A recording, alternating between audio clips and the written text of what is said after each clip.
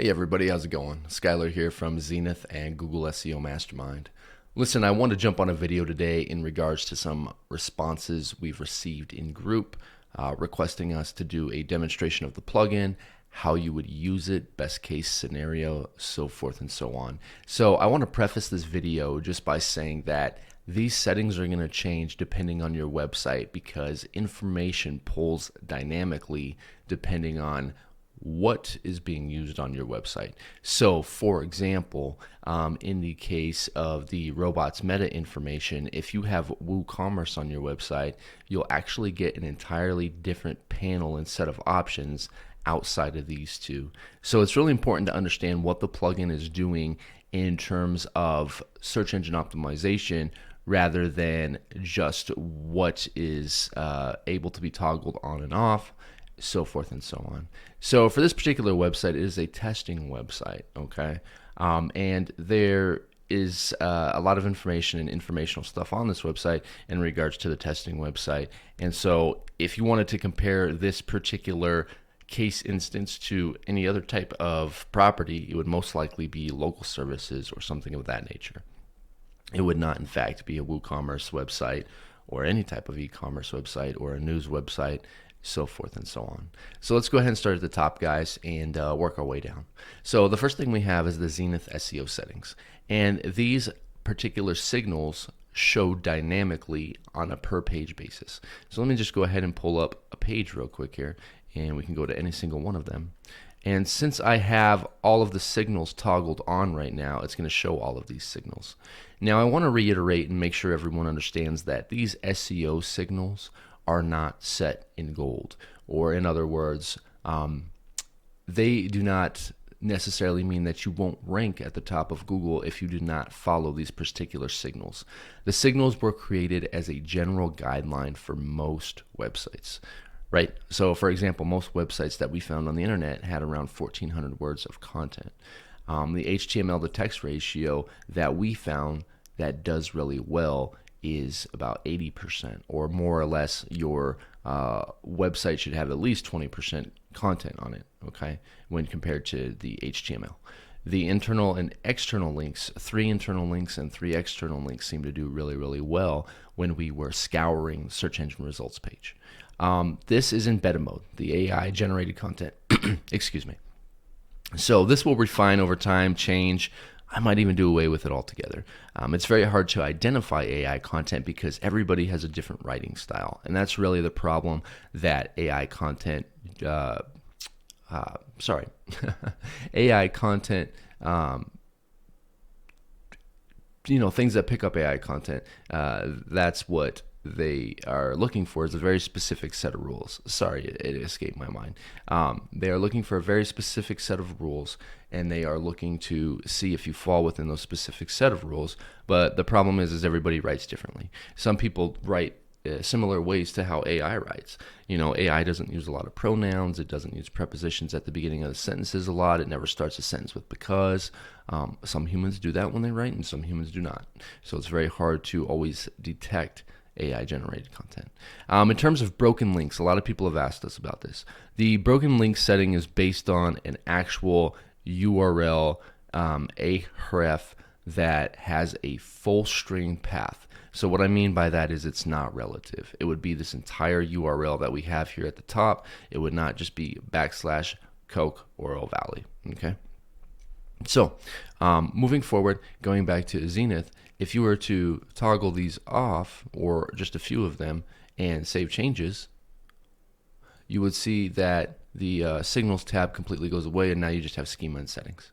So that is what those are indicative of, and hopefully that makes sense. And like I said, SEO signals, they really vary from one SEO to the next, depending on your website, depending on the niche, depending on what you believe is a search engine optimizer. All these are going to change. If you have a client, you can also turn them off. Okay, awesome. So moving into the styles, this is pretty self-explanatory. We were just having a little bit of fun with it. Different creators of the program liked different types of settings. Okay, so pretty much that just updates how it looks visually. I'm going to go ahead and change it back to default just because I believe it's the easiest to read while we are going through this. Next, we have category base. The category base was requested by a few different individuals for people who use WooCommerce. What this does is it completely removes the category base from your URLs. Now, you can also do that in WordPress's native settings. Okay, so if you come up to settings right here and you go down to permalinks and you open it up, you'll find that you can just use a post name structure rather than a category-based structure. But just for ease of use, if you wanted to turn that on, you can. Remember that if this is all turned on, if this is turned on, or you're using a post name instead of a category base, you'd essentially want to make sure that your categories are removed from the robots meta global settings, because there's no point in adding them to the sitemap, so forth and so on. For security purposes, generator tags can be removed from the source code. So a generator tag is a tag that WordPress uses inside of the source code to give you information about which version of WordPress is being used. Excuse me. So by removing this, you prevent more or less people from understanding a little bit more information about your website, what the vulnerabilities for this WordPress environment could be, so forth and so on.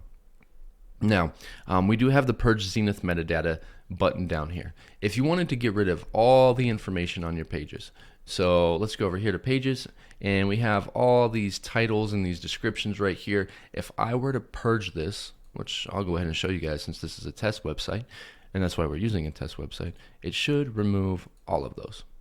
So I went ahead and purged it, and now all of these should disappear from every single page. Let's go ahead and refresh it. They are still right here, but if you come into the website page, you'll see that they're gone. So this needs to update right here, which sometimes takes a little bit of time, but you'll see that they eventually disappear. Okay, it's not immediate, just because this is stored in a slightly different way than it is stored on page, but they are all gone. And when we refresh, you would see them drop off, as you saw right here on this one. Now, I'm going to go ahead and jump back into the settings. And again, I'd recommend never touching this. I would only use this in the instance of a case scenario when you want to switch to a different SEO plugin. I would purge all the information after you make sure that Rank Math or Yoast or whatever you're using has all the information that it needs. Jumping down here into business info, if you fill all this information out, it correlates with the schema. So if we jump back into a page and we come over here to schema and we do local, if this information over here is filled out, it will pull from it. So let's do, I don't know, let's just make something up. Acme Plumbing. Business email is plumbingacme@gmail.com. Phone number is 520-555-5555.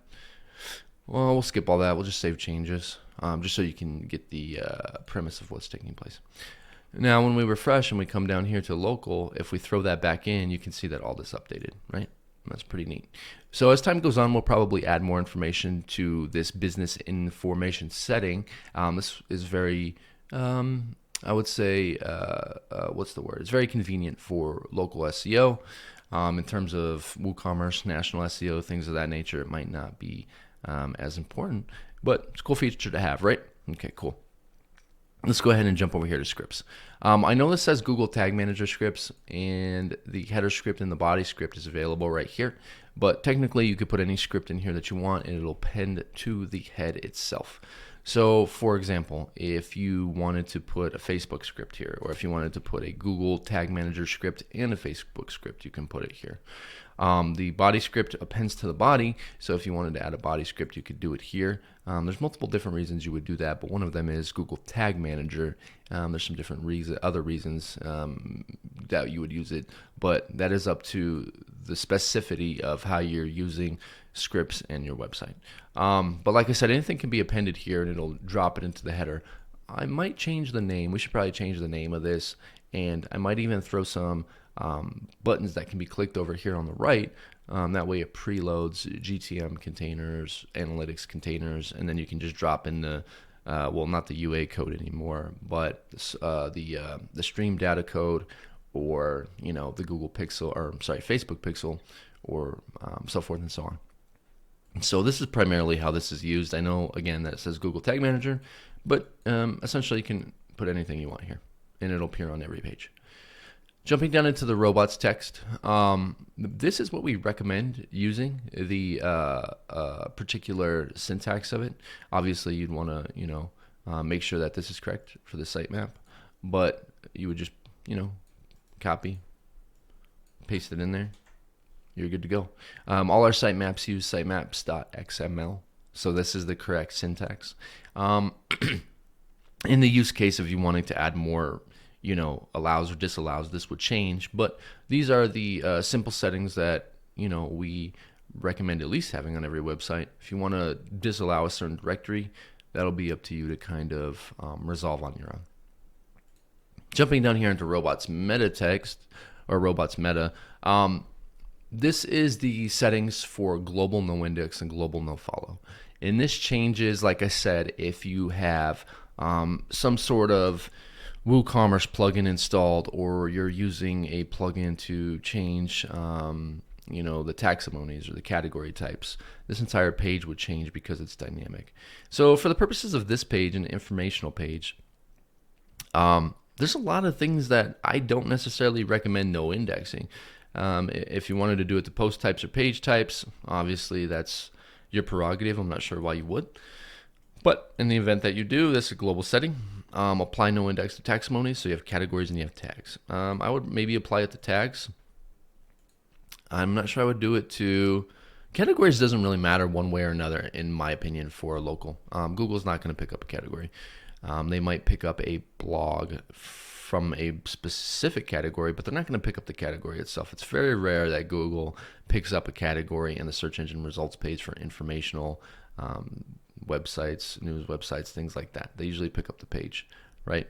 So if you wanted to apply a no index to any type of archive, author, date, search, whatever the case may be, I probably wouldn't even de-index any of these. I mean, if your author pages are completely filled out, if your client has a robust author page, that's always going to do better than not having one, to be completely honest. But let's say in the event you don't want an author page, you can just go ahead and add that. No follow, same thing, if you wanted to remove that, no follow from taxonomies, archives, so forth and so on, you can do that pretty easy. Guess I might do tags, author, save changes. Again, this is going to change depending on your case use. Okay, so it's important that you guys understand everything that this is doing. And the global no index is adding a no index to the meta tag for these particular toggles, and it's also going to remove it from the sitemap. Okay, the no follow is going to request that no links on the page are followed for whatever reason, and usually no index and no follow go hand in hand. There are some case uses where you just use no follow and not no index, or vice versa, but it's really going to depend on your case specific use. So breadcrumbs, super cool feature. If you want to go ahead and automatically add breadcrumbs when using breadcrumbs, you can do so here. If you just want to implement it through a short code, what you can do is you can come over here and you can add the short code.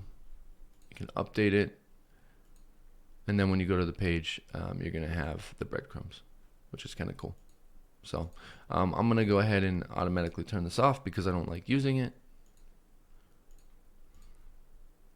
And we still have it there because it's not automatically inserting it. It's going based on the short code, which is always available. And just for a little background, the reason we did this is because we know that a lot of themes and a lot of templates auto-insert breadcrumbs into different areas, and we don't like that personally. We felt that it takes away from your ability to control where the breadcrumbs go in your particular design, more or less, okay? We didn't want to auto-insert it because then it can become very tricky. It'll change depending on which template you're using, and there's thousands of templates out there, so it's not something we wanted to do. We have the licensing page, which is pretty self-explanatory. You can remove key, you can add key, you can save changes, so forth and so on. Yeah, very self-explanatory. Just add your key in here, save changes. Redirect manager.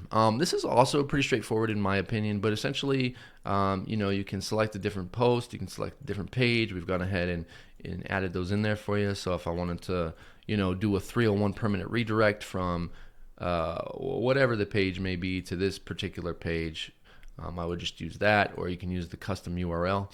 When you use the page or post dropdown, essentially what happens is it pulls the URL from there, however you have it set up in the permalinks. So again, this is a nice feature. I think that it could replace some redirection plugins over time, and I think it's really nice to have. Huge shout outs to Daniel for putting this together for us. I know that he added this specifically, I believe, from another plugin that he had worked on in the past, so it's cool to have. Then you have your 404 errors. There's no 404 errors on this website, excuse me, but if they were, they would go ahead and generate right here. Then you have your settings, confirm deletion, redirect attachments to parent post. A lot of people use this in Yoast, so if you have an image or something, it's going to redirect it to the actual post for the image rather than the image itself. So for example, if you name an image that has the same name as a post or whatever the case may be, it'll redirect it. Force lowercase URLs.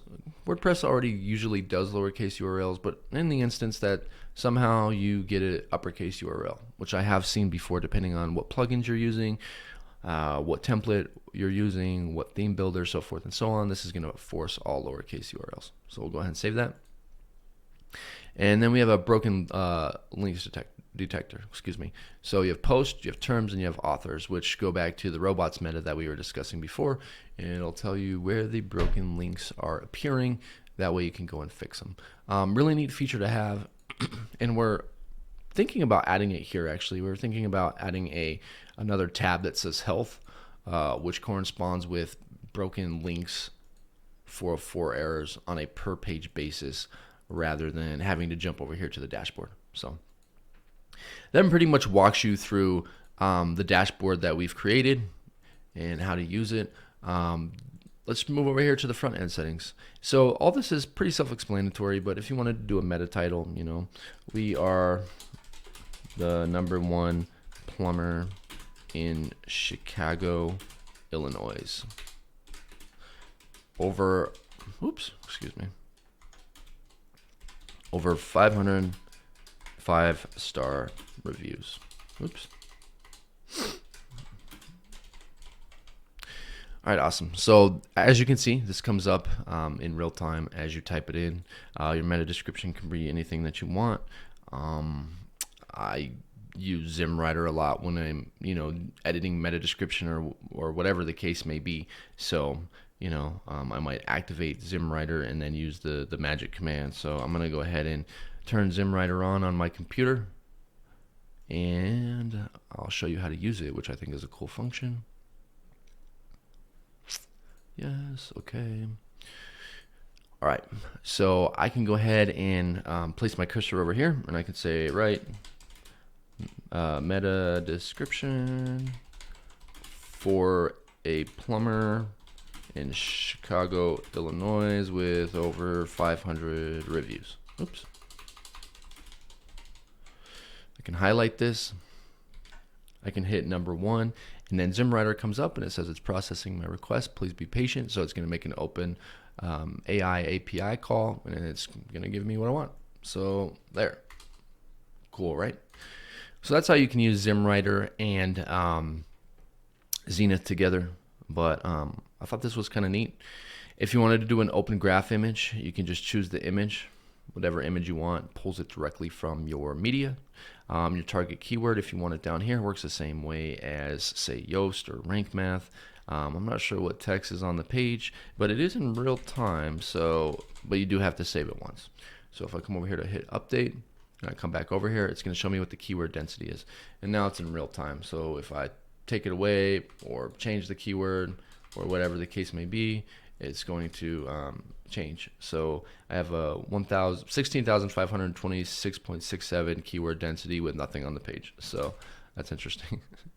High has a 60% keyword density. So very interesting. I guess on this page we have high somewhere that I'm unaware of. Hello, maybe? I'm not sure. I'll have to take a look at that. Oh, the hello is in the hello is in the script, so that's why that's not coming up. But I'll have to take a look into that because that's interesting. I'm surprised that's not coming up. No index, no follow, right here. Obviously, pretty self-explanatory. So yeah, schema. And we've had a lot of requests for different schema types, guys, and we're trying to figure out how to do this because essentially there's hundreds of different of schema types, and they can all be combined differently, more or less. So let's say that you have over 200 schema types. We kind of have to figure out a way to make a drop down so that you can have access to all 200 schema types, or a search bar or a search function, and then pull it in here and do it dynamically, or whatever the case may be. We're trying to stay away from dynamic pulling because it does increase the code base by not a bit, but when you think about hundreds of different types of schemas, so forth and so on, it can be kind of it can be an overload. It can create a whole library, it can create a whole host of issues, and really schema should, in my opinion, be learned by the SEO. The search engine optimizer should know how to format schema, how to use schema, so forth and so on. But for now, we just have a basic schema set up that you can drop your schema into. You can update it, and it appends it to the post. So if we come over here and we go to view page source, it's going to add your schema pretty much right at the top. Okay. So we have script here and script here, JSON LD, which gives you your schema. As you can see, we don't add any classes to any of your information. We didn't really see a point in doing that. We don't need classes to manipulate the information on the front end. So, well, I guess the back end, front end, since this is the view source. But more or less, that's how that works. So you have all the information right here, and you have your no index, no follow that we toggled on. You have your title, you have your description, you have your open graph, so forth and so on. So all this information that we were looking at back on this page is obviously showing up in the head, just like any other search engine plugin would do. So that pretty much concludes this particular video. I just want to give you guys a walkthrough, a breakdown of all the information. As time goes on, we'll jump into each setting more specifically, probably. That way we can explore how you would use the setting in different case uses, scenarios, so forth and so on. So thanks for watching this, guys. Thanks for being a part of Zynith. It's been a pleasure to work with all of you in developing a search engine optimization plugin. We're happy to keep taking your suggestions. We are, trying to keep the code base lean. We're trying to make sure that we don't take any power away from you as a search engine optimizer. We don't want to do things that may automatically hurt your website. So, for example, a lot of people have asked for dynamic redirects when the slug or permalink changes, and that's not something we want to do, because if you come in here and you change it, and then another SEO changes it when they get the website, or whatever the case may be, you're going to create redirect loop chains. And we've seen it on tons of websites we've migrated, and we just don't think it's a good idea. If you really want to add a redirect, just come over here to redirect settings and throw one in. It's not super hard, doesn't take a lot of time. We've generated the post and the page for you, so all you have to do is move it to whatever permalink you wish. I know it's extra work, but this is how you keep your website clean. This is how you keep it from creating redirect loop chains, and it's just one of the many instances where you want to have more control over this than not have enough control. For many reasons. If you have redirect loop chains, you might not get pages indexed. Google might not have as good of a crawl budget or priority for your website. It's just a lot that goes into it. So again, guys, thanks for watching. I'm going to go ahead and jump off here, and you guys have a wonderful rest of your Saturday if you're watching this on a Saturday. Thank you.